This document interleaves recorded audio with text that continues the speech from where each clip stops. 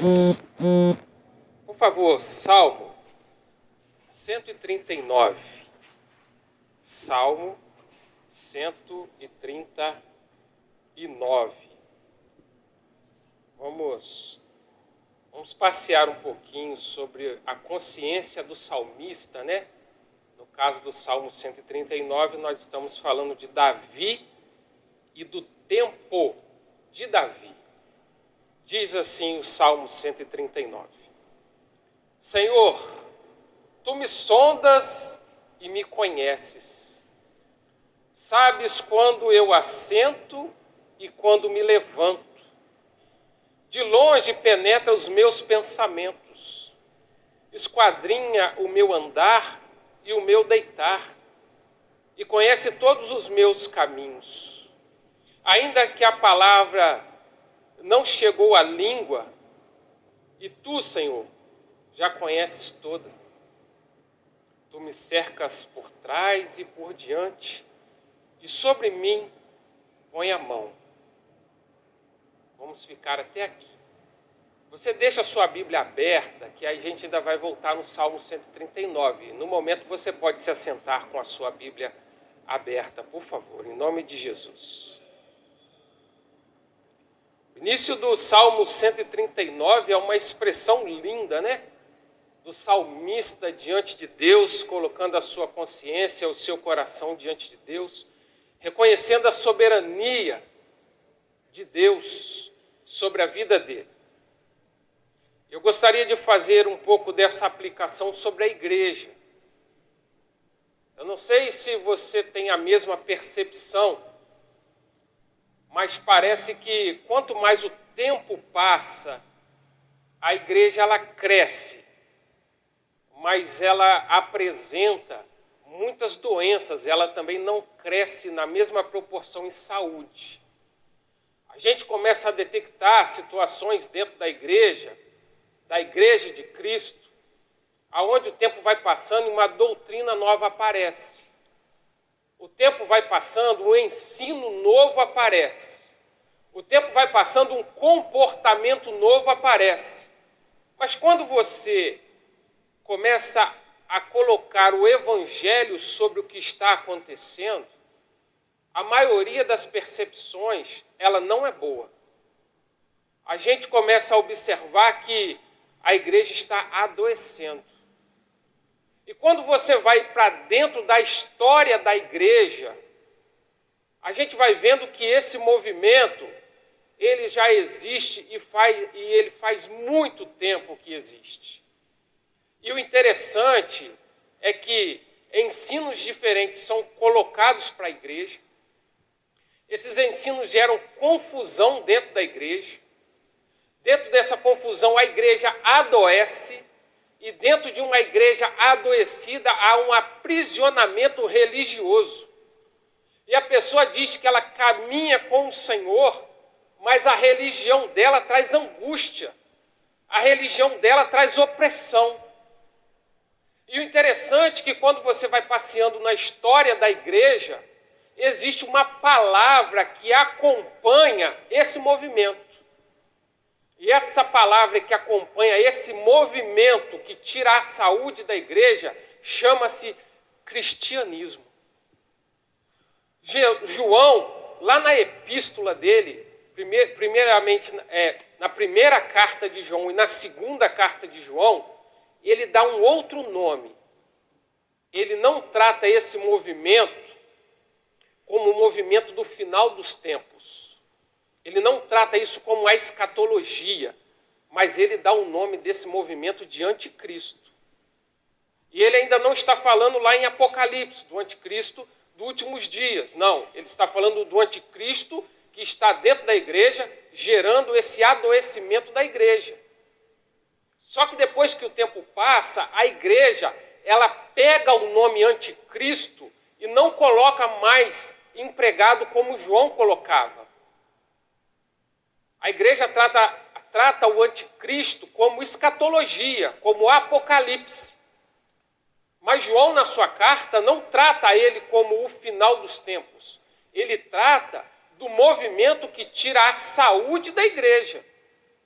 E o interessante é que ele vai dizer em uma das cartas que esse movimento, ele nasce dentro da igreja, mas ele detecta que esses não fazem parte da igreja de Cristo.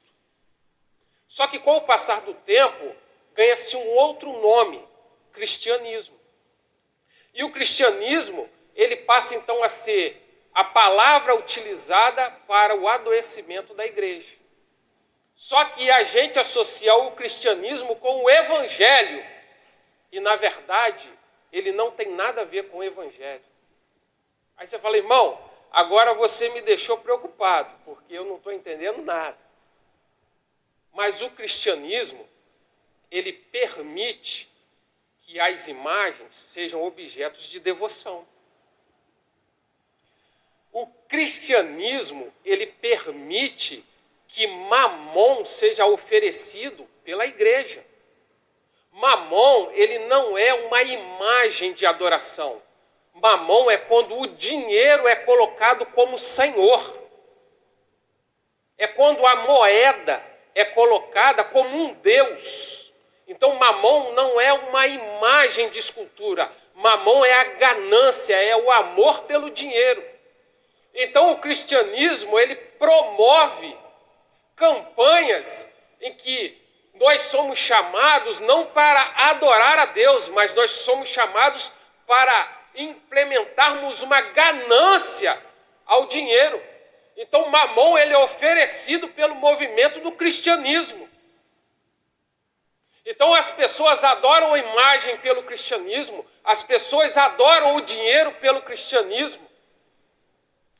O cristianismo, ele chama a política para dentro da igreja e faz com que a igreja se associe à política. E o cristianismo nasce dentro disso. Quando o imperador Constantino, o imperador romano, se converte ao Senhor Jesus, mas traz a política romana para dentro da igreja e dá para a igreja o poder político. Então, o cristianismo, ele ama o poder político, porque o poder político dá à igreja poder e dinheiro e faz com que a igreja julgue as pessoas pela fé, mas também pela validação da política humana. Então essa é a história que o cristianismo vai se desenvolvendo na história. E ele está dentro da igreja, sendo oferecido para a igreja, e ele muitas das vezes não é detectado pela igreja. E aí João vai chamar tudo isso de anticristo e nós criamos o nome cristianismo.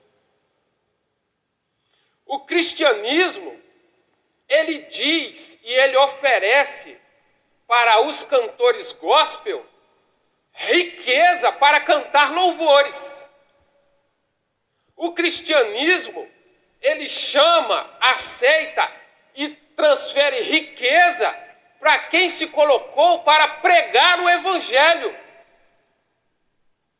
O cristianismo, ele paga, ele dá dinheiro para quem conte testemunho sobre um milagre de Deus sobre a sua vida. Tudo aquilo que o evangelho diz que é gratuito, que é oferta de adoração, que é espontâneo, que é o movimento de Deus na alegria de nós estarmos reunidos, pelo privilégio de adorarmos, pelo privilégio de pregarmos a cruz de Cristo, pelo privilégio de nós testemunharmos o milagre de Deus na nossa vida, na transformação, no milagre de Deus, no cuidado de Deus. O cristianismo coloca dinheiro em cima e corrompe a consciência dos santos. E aí já não se distingue mais o que é cristianismo e o que é evangelho.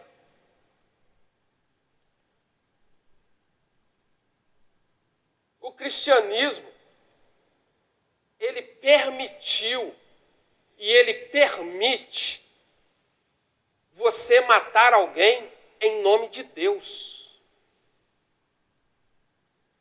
Você lembra da Inquisição? A Inquisição era quando a igreja estava associada com o poder político. E a igreja apontava e dizia assim, ele é herege. E a política validava dizendo, pode matar. A Inquisição é quando a igreja estava associada ao poder político e dizia assim, ela é uma bruxa. E a política dizia, pode matar. E a igreja fazia tudo isso em nome de Deus, como se ela fosse justiceira de Deus, validada pelo Estado, validada pelo poder político, sentenciando as pessoas à fogueira, a serem decapitadas, a serem enforcadas em nome de Deus. E tudo isso carregava o nome de cristianismo. Aí quando você olha, você se depara com isso, você está no meio disso, praticando tudo isso e não está percebendo. Na época da Inquisição, você sabe o que a igreja ensinava para o povo? Que quem matou Jesus foi o judeu. Aí você sabe o que a igreja ensinava para o povo? Que o judeu deveria ser perseguido e morto em nome de Deus, porque foi o judeu que matou Jesus. Aí, quando você vai para o Evangelho nos ensina que quem mata Jesus é o meu pecado. Quem leva Jesus à cruz é o meu pecado. E a cruz, ela não é uma vontade humana, a cruz é vontade de Deus. Porque foi através da cruz que Deus estabeleceu o caminho para salvar o pecador. Jesus e a cruz não é porque o judeu o colocou lá, é porque o Senhor estabeleceu que ele iria morrer pelo pecado da humanidade. Então quem mata Jesus na cruz não é uma nação nem uma nacionalidade, quem mata o Senhor é o meu pecado. Mas o cristianismo ensinou por anos que quem matou Jesus foi o judeu. E o judeu foi morto, foi perseguido em nome de Deus por causa do cristianismo. Agora, se a gente falar assim, Deus estabeleceu que o caminho que levaria Jesus até a cruz seria uma religião corrompida, aí nós estaremos certos. Mas se o Senhor estivesse estabelecido um outro caminho para que a cruz fosse concretizada, assim ele faria. Porque a cruz não é vontade humana, a cruz nasceu no coração de Deus para salvar o pecador. Porque a palavra do Senhor vai dizer que o Cordeiro já estava imolado antes da fundação do mundo. Ou seja, antes de Deus criar, Deus salvou. Antes de Deus criar, Jesus ir à cruz já estava estabelecido pelo próprio Deus. Então o cristianismo, na história, ele corrompe a consciência e as pessoas viram justiceiras de Deus, achando que estão fazendo a vontade de Deus e esquecem de ser igreja. Por quê? Porque o evangelho foi esquecido e a religião foi abraçada.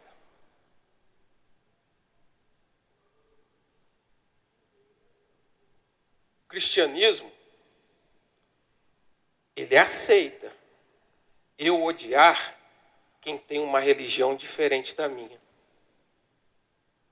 O cristianismo, ele aceita eu odiar se alguém falar para mim que é ateu.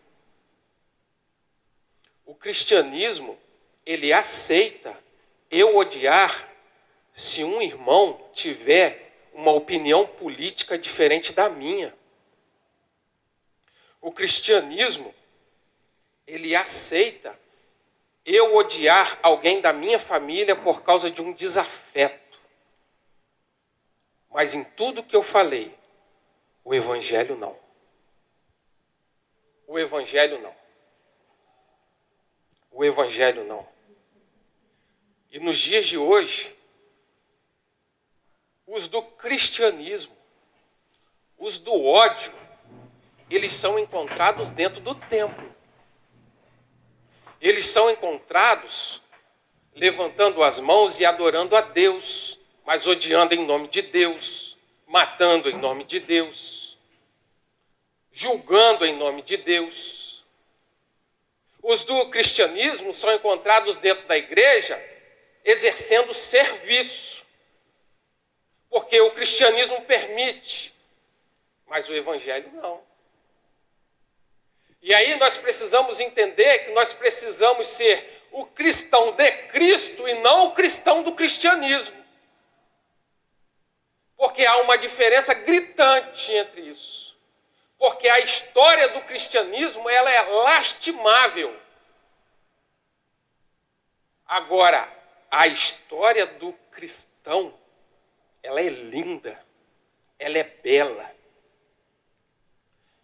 Nós precisamos compreender que quando o cristianismo ele está estabelecido e esse mamon ele se levanta, eu uso aquilo que é lícito, mas eu não emprego dentro daquilo que ele se levantou para ser. Dá um exemplo, irmão. O dízimo. Eu prego o dízimo sendo bíblico. Ensino as pessoas a serem dizimistas. Aí, a mesma Bíblia que eu uso para dizer que o dízimo é bíblico, ela também diz aonde o recurso deve ser empregado. Aí, a Bíblia vai dizer que o dízimo era para a manutenção do templo, para que os seus levitas e sacerdotes pudessem ser mantidos, para acolher os órfãos, as viúvas e os estrangeiros. Aí dentro do cristianismo, o dízimo ele é empregado no templo, mas os órfãos, as viúvas e os estrangeiros nunca são lembrados. E o ministério mais carente dentro disso tudo é a ação social, porque ela não está incluída dentro daquilo que está estabelecida pelo próprio Deus, do acolhimento, da fraternidade, do amor, do amparo, do socorro para quem está passando sufoco e necessidade. Mas ela serve para comprar roupa da marca, para cobrir de vaidade, ela serve para andar nos melhores carros, para ter jatinho particular, para morar dentro dos condomínios de luxo. Mas os desamparados, a qual o dízimo ampara, ele não é visto dentro do cristianismo. Porque Mamon virou um Deus e as pessoas estão doentes, precisando de evangelho para se libertar dessa religião corrompida. Aonde está todo mundo desesperado para dar um grito de socorro, mas tem medo de pecar contra Deus. Mas em tudo que está fazendo a igreja ficar doente, tem tudo, só não tem Deus.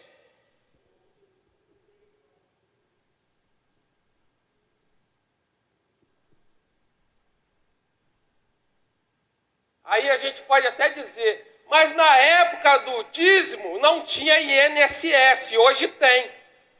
Mas ele não acabou com a miséria, ele não acabou com a fome. Ele não disse para a igreja acabar com o amor, do amparo e do socorro. Então a Bíblia que diz que eu tenho que ser fiel nos meus 10%, é a mesma que diz que a minha instituição precisa amar os desamparados com a fidelidade do povo de Deus. As pessoas estão pegando o Antigo Testamento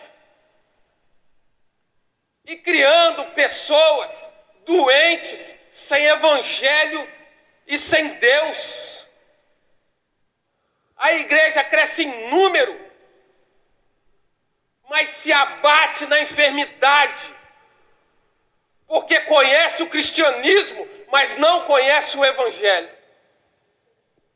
E você quer ver como que é fácil a gente passear do cristianismo para o evangelho e a gente não perceber?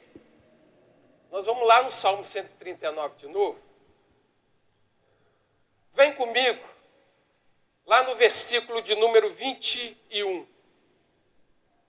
Ele começa o Salmo exaltando a Deus, falando que Deus o esquadrinha, que Deus é todo poderoso, que Deus conhece os pensamentos antes que as palavras cheguem na boca. Mas olha como que ele termina, olha como que Davi termina o Salmo 139. Lá no versículo 21 diz assim, ó: não aborreço eu, Senhor, os que te aborrecem, e não abomino os que contra ti se levantam. Aborreço com ódio consumado. Para mim, são inimigos de fato. Aí ele diz: sonda-me, ó Senhor, e conhece o meu coração. Prova-me e conhece os meus pensamentos. Vê se há em mim algum caminho mau e guia-me pelo caminho eterno.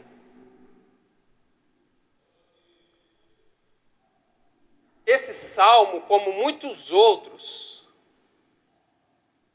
ele tem a mesma construção de adorar a Deus e depois dizer assim: aborreço-os com ódio consumado, para mim são inimigos de fato. Aí ele diz assim: sonda-me e me conhece, Senhor. Você já foi sondado, porque se o evangelho for colocado sobre luz, o final do Salmo de Davi já está sondado pelo Senhor Jesus e dizendo para ele: os meus discípulos serão conhecidos por causa do amor.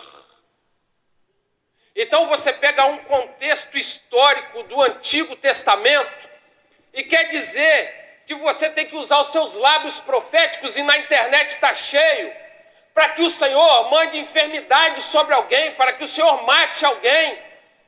Agora coloca Jesus como luz sobre isso aqui.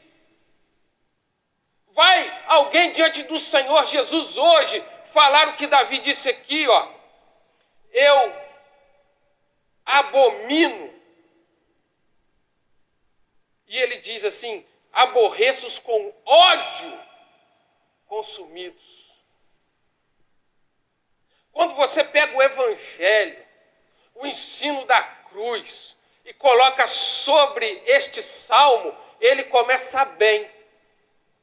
Mas quando ele termina, aí o evangelho entra. Porque quando ele diz sonda-me, aí é quando o evangelho diz assim: já estou te sondando, e você está percorrendo um caminho errado. Porque você pega um contexto histórico aonde as vilas, as cidades eram invadidas, e o povo que invadia a cidade, ele dizimava a população.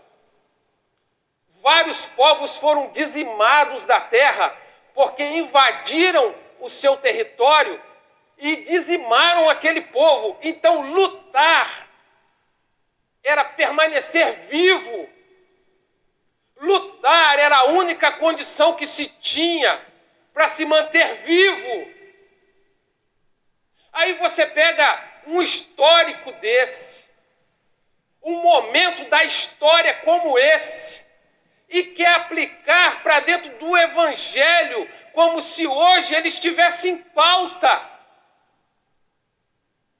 Aí quando você vai para dentro do evangelho, o Senhor Jesus diz assim: que vos ameis uns aos outros como eu vos amei, que também vós amais uns aos outros.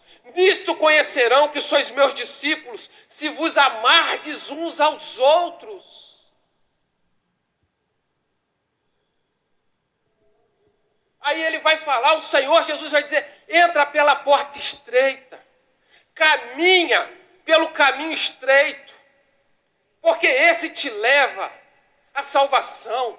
Mas a porta larga e o caminho largo, esse te leva à perdição. O cristianismo escancara a porta, abre o caminho, o evangelho afunila. Aí o Senhor Jesus vai dizer, se você só ama quem te ama, que benefício tem? E ele continua dizendo, ouviu o que foi dito, amarás o teu próximo e odiarás o teu inimigo. Jesus está dizendo, só que ele diz assim, eu porém vos digo, amai os vossos inimigos, bendizei os que maldizem, fazei aos que vos odeiam, orai pelos que vos maltratam e vos perseguem, orai pelos que vos maltratam e pelos que perseguem, para que sejais filhos do vosso Pai.